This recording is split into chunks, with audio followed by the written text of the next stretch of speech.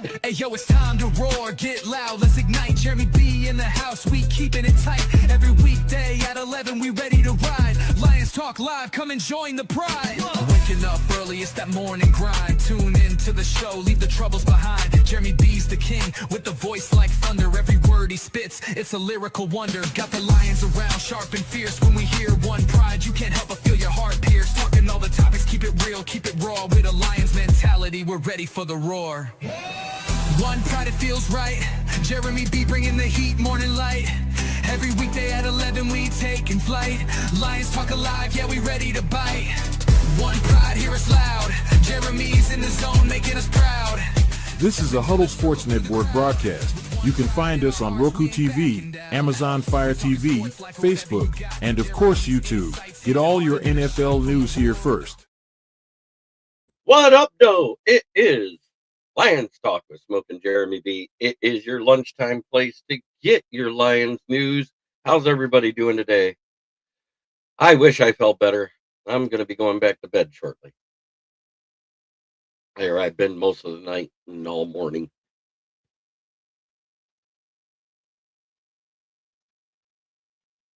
But Taylor Decker unretires. Or announced he's not retiring. And I'm not saying he's going to be a part of the team or not, because we've all seen the report that if they cut him after June 1st or trade him, it saves the team $18 million. So does it change my draft strategy? Yes and no.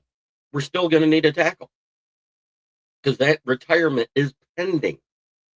He's at the end of it. End of his career. He's often injured. He rarely practices. Good morning, Brent. I'm just trying to be real with Lions fans. Great. It's great that Taylor Decker wants to come back another season, but I don't know if he remains a Lion. I know we're usually very loyal to our guys, but we're in a money crunch situation. Hey, Megan. And MDE says, what's up, everyone? Happy hump day. I'll say it the way you want it.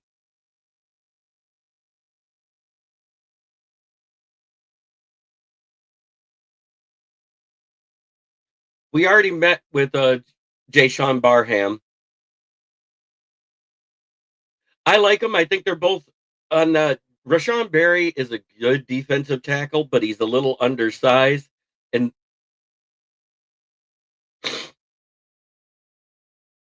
I didn't know it was your birthday, Megan. Happy birthday. I just woke up at 11 a.m. and I'm just getting around, so I haven't even looked at my Facebook notifications yet. Happy birthday, Megan. Sorry. Wasn't trying to offend you.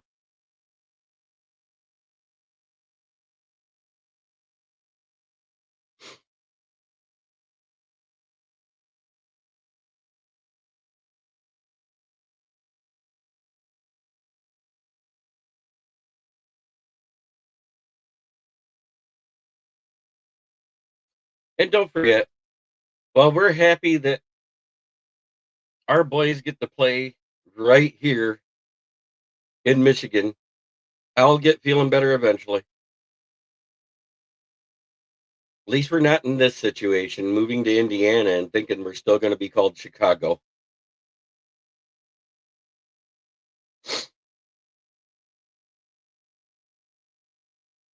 That shit won't fly.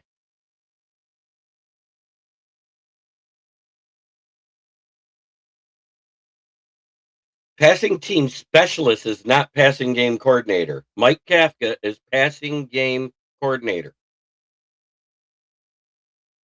That was announced just Monday, Nick Burton. I don't know why you keep arguing about this David Shaw guy that's just an assistant on the bottom end.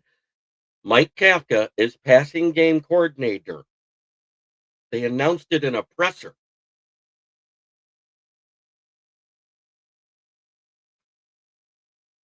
A passing game specialist is the passing team specialist. I don't even know what that is. Is he the guy that hands Jared Goff the ball at practice? I don't know.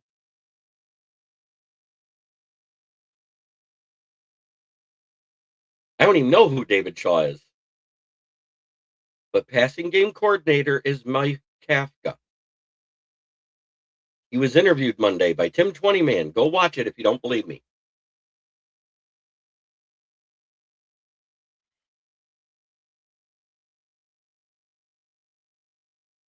Passing game coordinator is the one that draws up all the plays for the passing game and puts the 15 to 20 passing plays in there.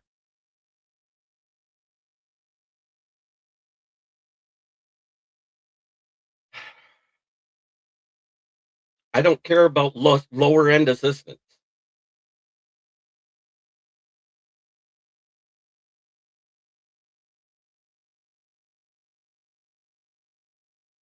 I know that our old tight ends coach was the passing game coordinator, and he went to Iowa State, so that was a vacated spot. He was our tight ends coach.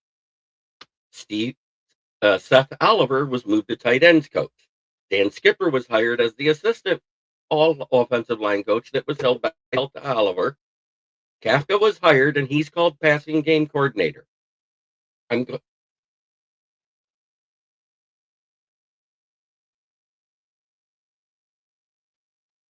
I don't know if he does, because do we really want to extend them out and restructure them? Because that's what that means. You're talking about restructuring and pushing more void years down the road, which hurts the cap longer. Whereas if you just rip the Band-Aid off, it's done. So that's where I would be with it. So you contemplated retirement this year, and you wait till the combine to say, yeah, I'm coming back. All fine and dandy. My next question is, how long are you going to be here?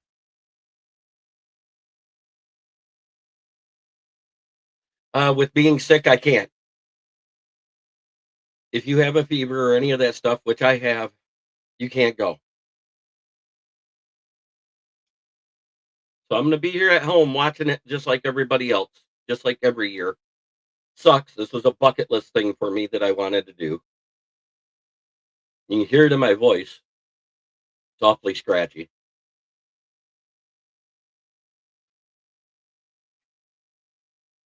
So I'll be here doing my shows every day as usual. That is not a question for a sports show. You're gone.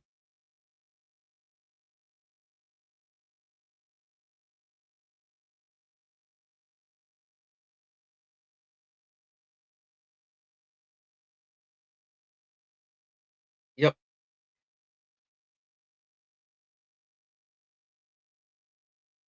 Okay. Keep the questions and comments sports related, because the disgusting stuff doesn't fly here.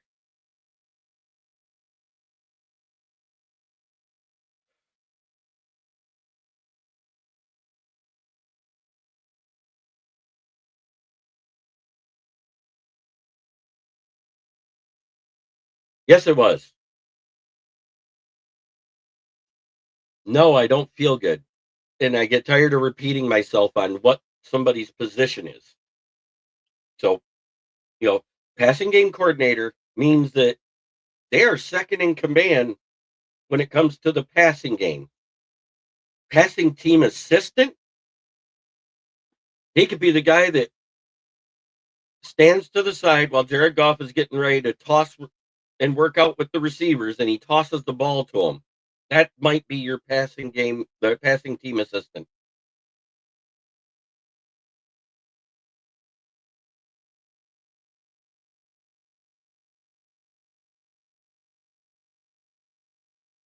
Yeah, exactly. Guys like Drew Shelton and a few others that are further behind.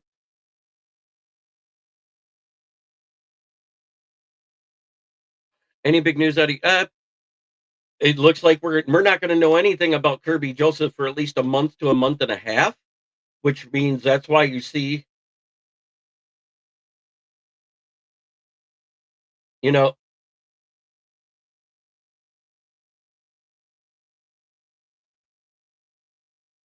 thanks, Ginger.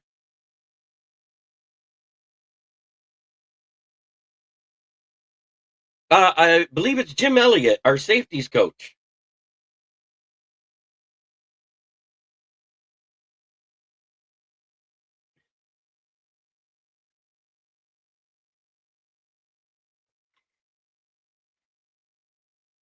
So far, we have met with a plethora of guys throughout these bowl games and after the thing, after the college season was over. At the Shrine Bowl, we met with Caden Proctor. They got him listed as edge, and he's a tackle. I don't get that. He did not play in this game, but the Lions met with the Lions while there to support his teammates and brother. Landon Robinson, defensive tackle of the Navy. Andre Fuller, cornerback, Toledo. Brian Parker, center of Duke. Peter Nigra, center of Louisville. And Garrison Grimes, long snapper, BYU.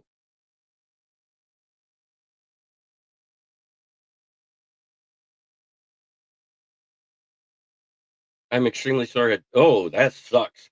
Prayers up, brother. Yes, on both.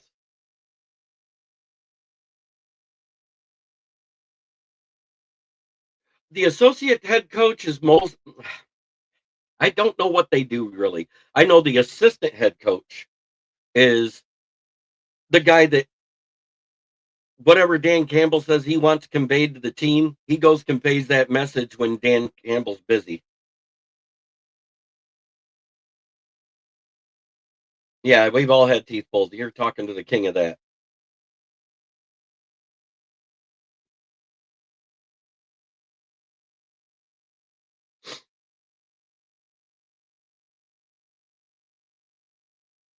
It'll be nice, Nick. I'm not trying to be mean. I'm just not feeling well, guys.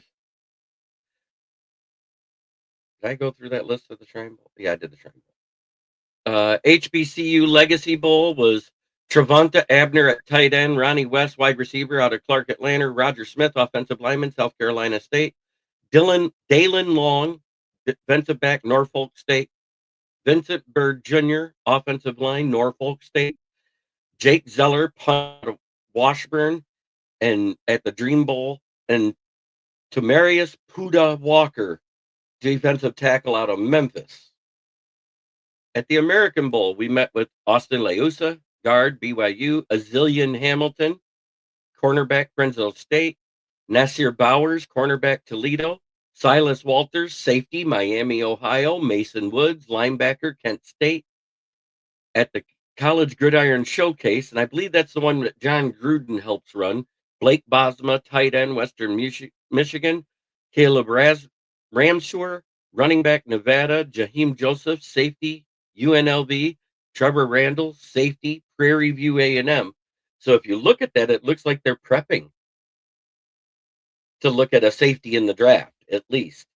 At the Hula Bowl, it was Shad Banks, linebacker out of UTSA, Michael Heldman, edge, Central Michigan, and Nathan Voorhees, edge, Ball State. Wondering if he's any relation to Jason.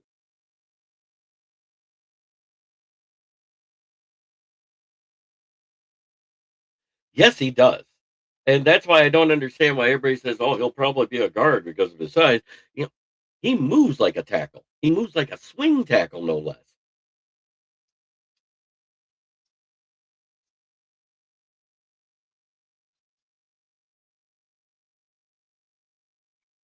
Yeah, so there's a lot of names on there that is not your household flashy names. But guess what? They're guys that they're looking at. And the fact that there's that many safeties on there tells you that they're looking for it. Pat Rothwell!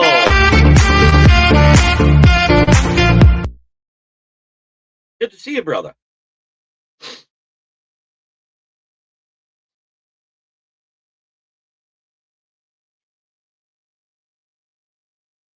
I wasn't able to go. I have bronchitis.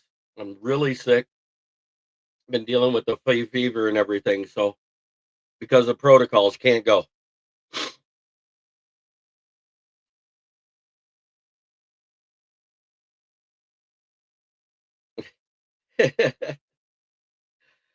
Hey, gun guy, good to see you. But yes, we met with Barsham today, and they talked about it. And we also met with a defensive tackle that talked to Dan Campbell, and they basically they all said what every guy says. Oh, I love his energy. When they said, "What's it like to meet Dan Campbell?" You can tell he truly cares about his players. He has great energy. Yeah, it started Saturday night. You can hear it in my voice. I'm a lot raspier than usual.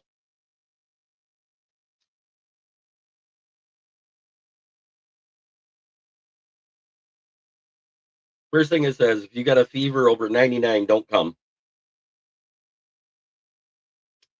Frank's not coming back. Yeah, I know. There's a lot of nasty shit going around. It could be worse.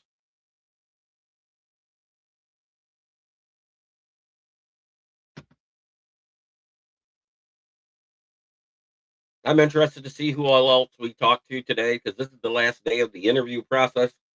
The workouts start tomorrow. I believe that's linemen and linebackers.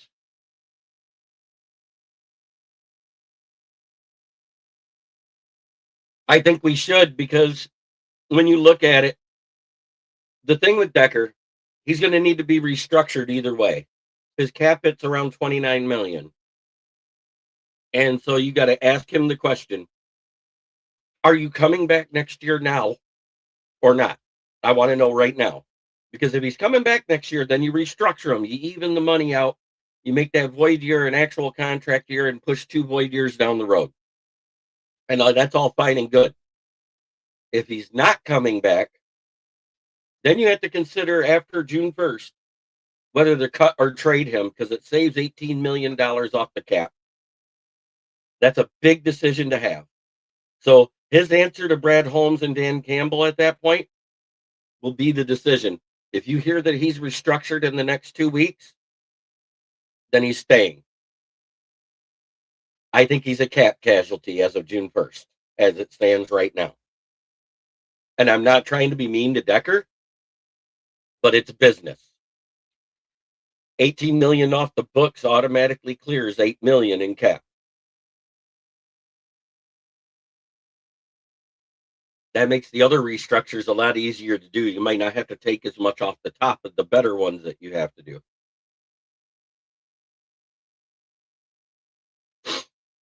Yeah, I think Proctor is who they're targeting right now, and he'll probably be there because he's like the 23rd to 29th prospect, depending on what board you look at.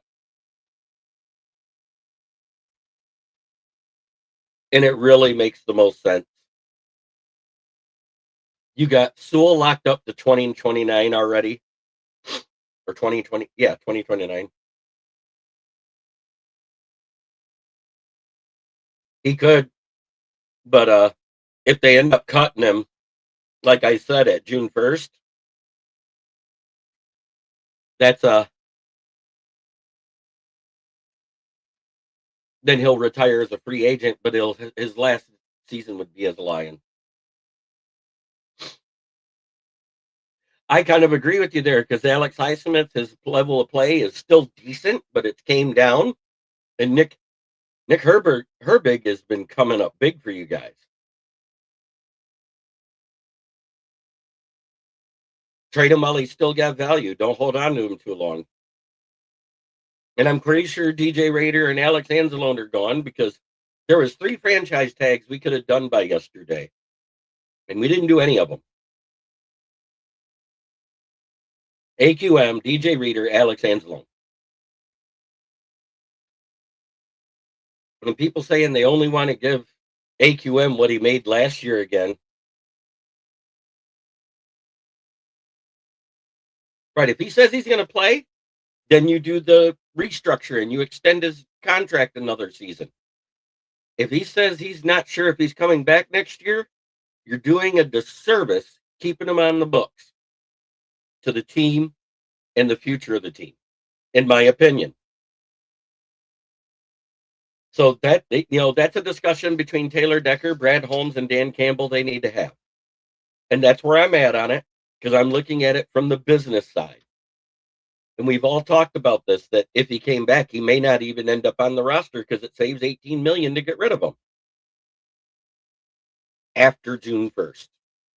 So that's the key date in this. If he's not restructured between now and then, you know he's going to be gone. I just have that feeling in my heart, and I hate it.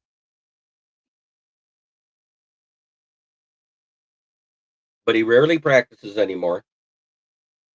He does miss games. It might be time to move on. And granted, we drafted him, and he stayed here the entire time. What, two-time Pro Bowler? Never been an All-Pro.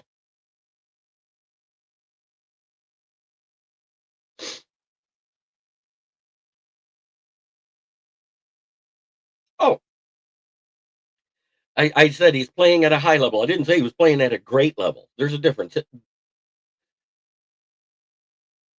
It's like Alex Anzalone was upset because he was making less than Derek Barnes, who technically was playing well in multiple positions, whereas he's stuck at middle linebacker.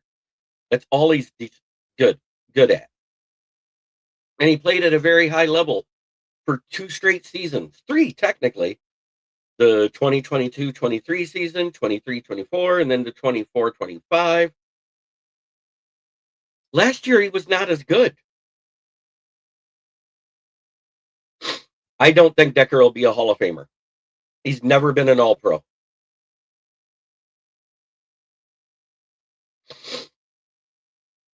Ragnow will probably be an All-Pro because once he took over center, he was in the top 10 to top 5 every year he was in. Oh, yeah, no problem. Hey, you want to talk about the Pistons? I got you. Number 1 in the East, number 1 in clutch wins, number 2 in defensive rating, number 1 in steal, and I believe that's number 1 in blocks.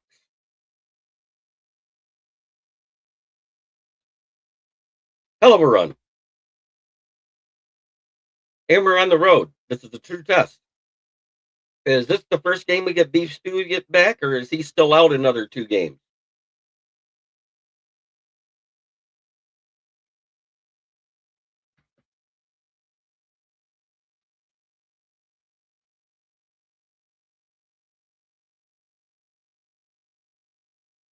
As soon as I saw this one, I said, watch, the Lions are in Munich. A week later, boom, we're in Munich.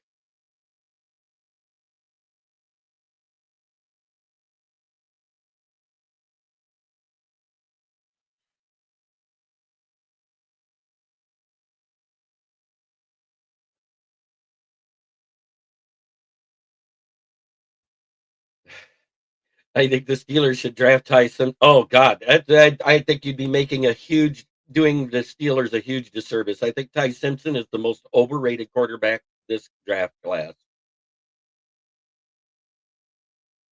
I think the best ones went back to school. Seriously, because Fernando Mendoza is good, and he won the Heisman, and they won the national championship and everything. But I think the 2 best ones went back to school: Dante Moore and Trinidad Chambliss. Now, what the NCAA is doing to Indiana, it's kind of ass backwards, because the safety that filed the injunction won his case to come back to school and play for eligibility. And the NCAA is talking about vacating their wins, but not taking their title, because he won his case and he was able to play, but they don't like it because they didn't approve it. They could do the same thing to Ole Miss next season, and then there's a precedent. And if they win the title with Trinidad Chambliss, take it away from them. Think about that. So these players winning these injunctions, it may not all work to their favor, just like that defensive end at Montana. Even though he's actually going to college still, he's doing graduate studies there. He may be 9 years in the league, but he spent 5 years injured. This is only his 4th year of eligibility, or his 5th year of eligibility, whatever it is. I think the 1 year he played too long and it was considered a year of eligibility, but he still got hurt and it was an injury shortened season. and he's been healthy the last 3 seasons with University of Montana, the kid out of USC that's a defensive end. But think about that. You could win a title, but all the wins get vacated. So that wire-to-wire record for Indiana. Yeah, I knew it was like, I knew he was getting close. I think it's only 2 more after. I think this will be the 5th game he's been out.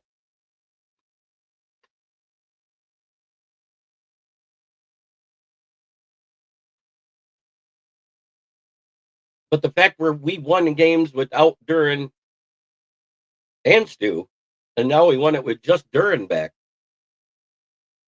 This team has been playing hot.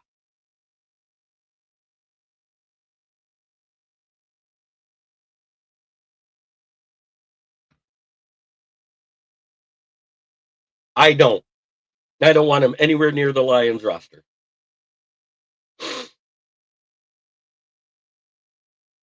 I think drafting a backup makes a lot more sense than paying somebody anywhere from $15 to $20 million a year at minimum.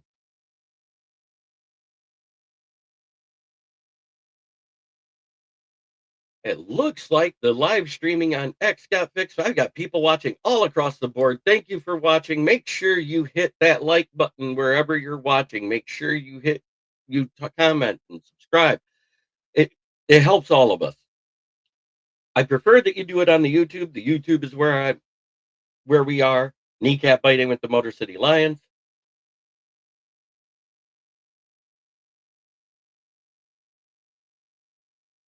Right there's the QR code to get you there. If you're on Twitter or Facebook, make sure you subscribe. Make sure you comment. Make sure you like. Hit the bell for notifications.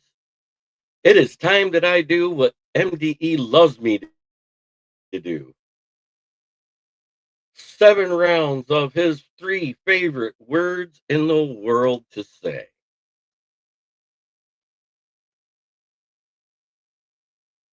And we know it's going to change starting tomorrow because the workouts start tomorrow.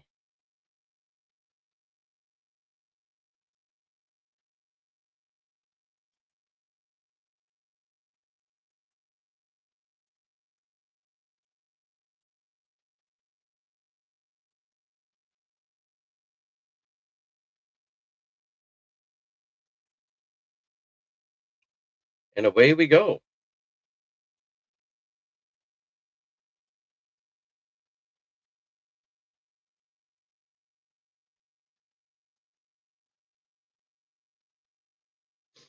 Well, heck, I'd take that trade all day.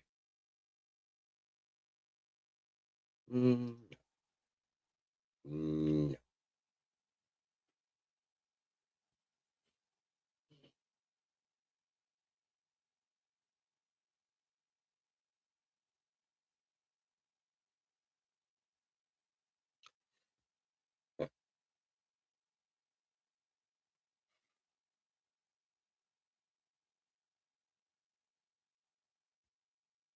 Hmm.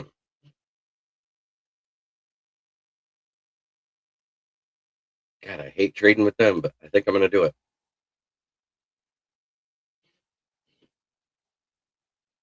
I'm rejecting it.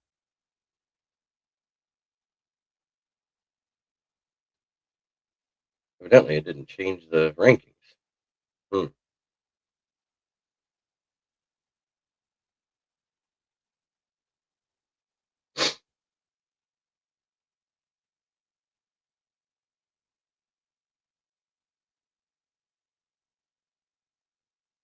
No. I like the fact it added that. Jalen Kilgore at 118. Yes, sir.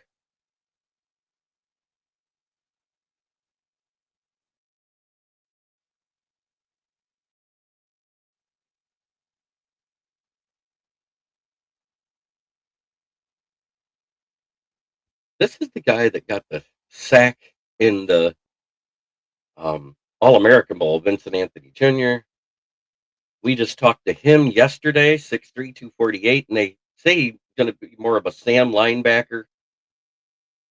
Caden Curry is on that borderline where he could play either way. Wesley Williams was another one that had a sack in that game. Don't see the big guy I want there.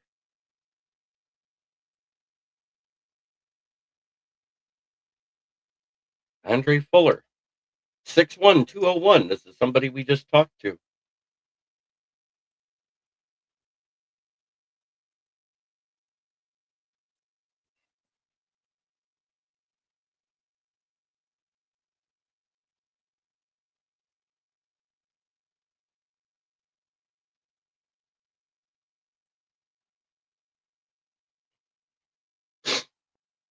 Our O-line is fixed. Now we can just focus on defense for the most part.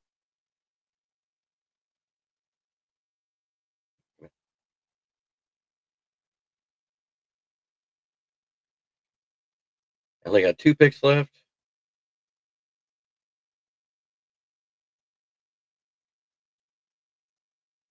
Six three two six.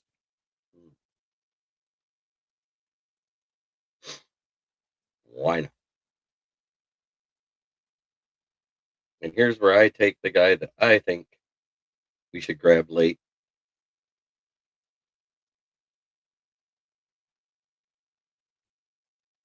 Here.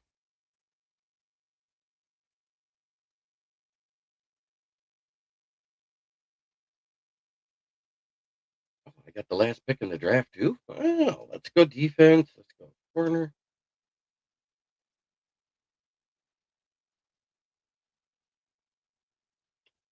Quintavious Hutchins. God, it sounds like somebody from that Key and Peele skit.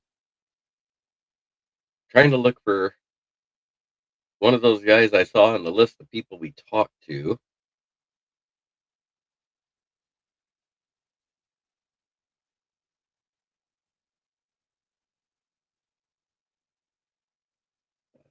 There we go. I think that's overall a solid draft.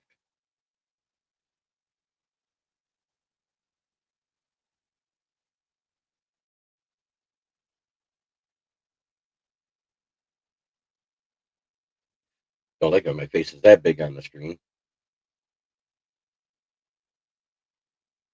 So mock draft number 58.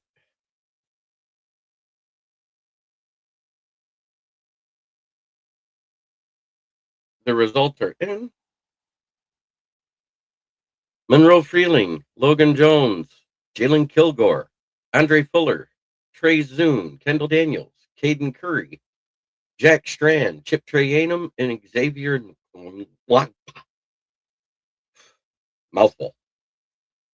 Ended up with 10 picks with 2 trades. I think it worked out. We got to take Mr. Irrelevant and grab the safety.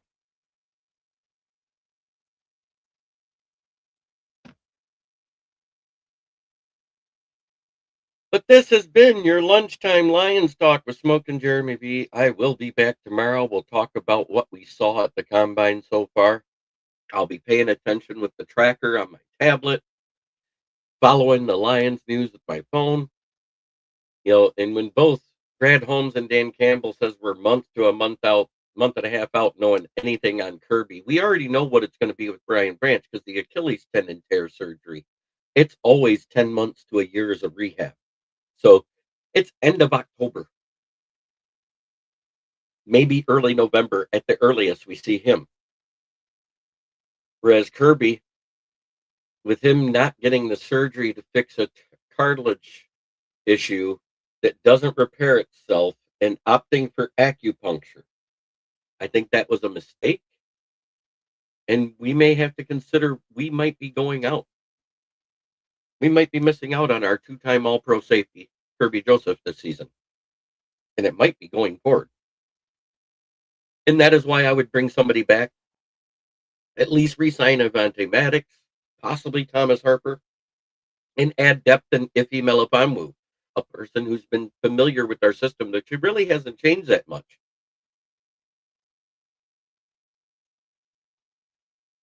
I'll see you guys tomorrow. Have a blessed day.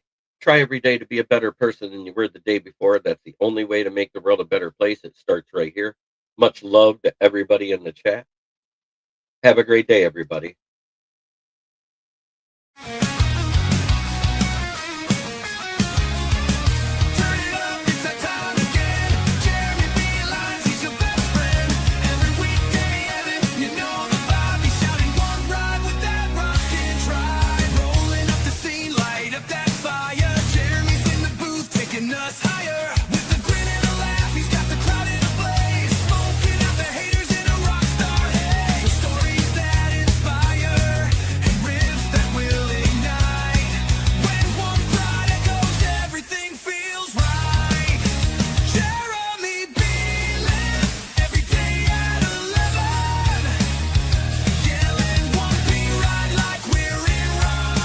This is a Huddle Sports Network broadcast. You can find us on Roku TV, Amazon Fire TV, Facebook, and of course YouTube. Get all your NFL news here first.